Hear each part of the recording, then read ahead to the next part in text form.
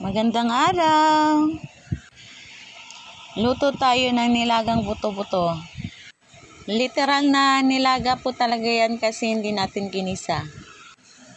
Pinapakuluan lang yung karne hanggang sa lumambot na may kasama ng asin para manuot na yung lasa habang pinapakuluan. Nung lumambot na ang karne, nilagay naman ang sibuyas saka mais. Palambutin lang ang mais, sunod naman ang patatas. Pag lumambot na ang patatas, ilagay na ang repolyo.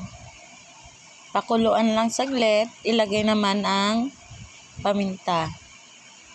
Tikman ayon sa panlasa.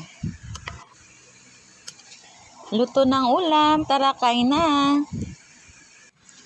Salamat sa panonood!